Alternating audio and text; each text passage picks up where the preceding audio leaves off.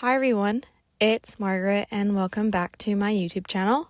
Today's video is a time lapse of me painting flash flood warning, an oil painting of a landscape in Joshua Tree National Park that in 2023 was accepted into the California Nature Art Museum's California National Park Story of Water exhibition. And so I wanted to show the process of me creating this painting, and the first step of it was sketching out the composition on a smaller scale. You can see the sketch in my hands as I am drawing it out on the larger canvas. And so there was one photo and video that served as the primary reference for the composition, but I used a number of photos to build up the entire composition. And to sketch the painting on a larger canvas, I like to use the grid method to draw out my paintings, which essentially is drawing a square grid on the smaller image of what I want to paint, and then drawing the same proportion grid on my canvas, and then copying over the drawing using the grid lines as landmarks. So specifically, this painting was a 30-inch wide and 24-inch high canvas, which is a 5:4 ratio. So I drew a grid of 5 squares wide and 4 squares high on my small sketch, and then canvas, and then transferred over the drawing. And so you'll see next that I added a red paint underlayer for the ground, which helps serve as a base for the future layers of paint. And then I added some initial points of contrast for the future of the painting. And I decided to not use the red underlayer for the sky of the painting because I didn't want the red hues coming through that portion. And so in my painting, I wanted to capture the clouds and textures of the moisture-rich and billowing storm clouds over the sharp, jagged dryness of the terrain in Joshua Tree National Park. Here, I started out with the darkest parts of the storms and slowly blended in my lighter grays and whites to add dimension. As I mentioned before, I used a few reference photos for this painting, and you can see one of them on my computer that I used for the colors and shape of the storm clouds. I also used my smaller sketch to plan out the main shapes of the clouds, and then once that layer is a bit drier, I went in with additional layers to put in the smaller details of the highlights and lowlights of the clouds to add more dimension. As you'll see, I do lots and lots of layers for my painting. Generally, my painting process involves building up a lot of layers of paint to get the right colors and tones, especially for the skies and clouds that I paint.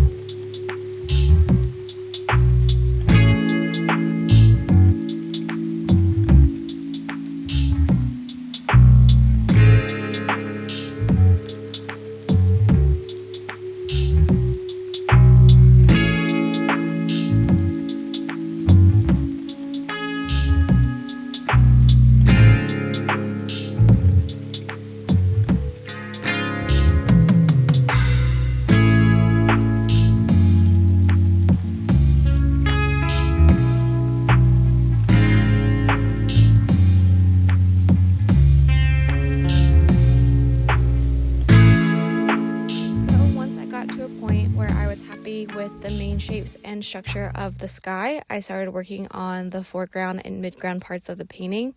I had a couple of photos up on my computer for reference to get the base color of the ground down, and then another photo to get the shape of this fallen Joshua tree. I wanted this tree to be one of the main focal points of the painting because I wanted to depict a narrative of, even though there's a storm coming, Joshua Tree National Park most often faces a lack of water, and these massive storms are an unreliable source to sustain all the life in the park. And spoiler, this tree ended up moving in the final composition of the painting. I continued to work on the rest of the painting and block out the other Joshua trees. And I had realized that the composition didn't have the visual flow that focused on this specific tree. I tried to work on building up the painting in multiple parts before working on the details of a specific tree or item in the painting, because it helps me keep the overall painting balanced while also giving me space to move things around and make corrections. Something I had to keep in mind while blocking in the larger trees into the painting was being aware of maintaining the perspective of the ground receding into the background.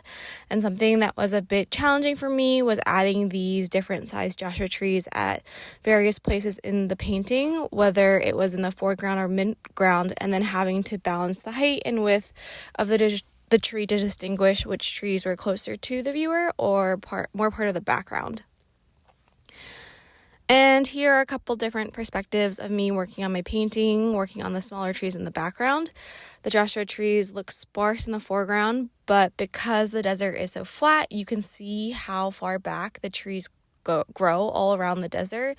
It felt never ending. So I really wanted to get that depth of field of vision in the desert.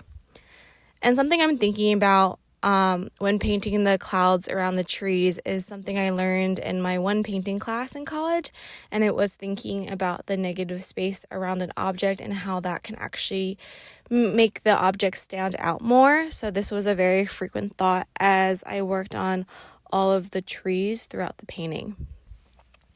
And so here we can see that I ended up changing the location of the tree that fell, which also made me realize that I had to completely remove this tree on the left here. I really, again, wanted the focus point of my painting to be this fallen tree. I was really impressed by these storm clouds during my visit to Joshua Tree, and I hadn't expected it to rain in the desert. And it did, and a lot of flooding came along with it because the soil composition of the ground isn't meant for holding water, hence the title Flash Flood Warning. And what I later learned was that Joshua trees have really shallow root systems that allow them to capture as much water as they can from the surface of the ground, which is helpful in areas where water is scarce. And as you can see here, I had to change how high a number of the trees were here because it was really messing with the depth perspective, and I also didn't want to obscure the storm clouds.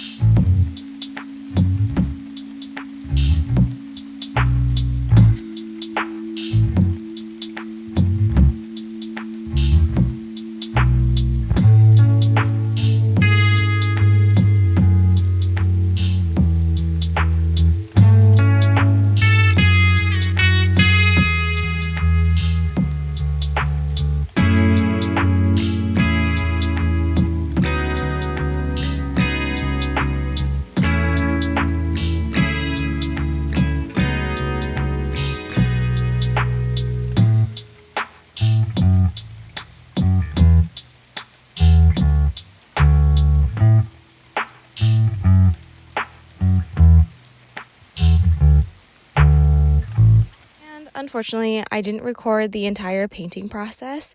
So here is a phone video of the finished painting on the easel. And then here are some photos of me and the painting at the California National Park's Stories of Water opening reception at the museum. And my painting ended up winning an honorable mention award at this show. And I felt extremely honored to have my painting accepted into it because it's a museum and exhibition that aligns with my values of highlighting the importance of the environment and how it's affected by the changing climate. So thanks for watching my video. I hope you enjoyed it.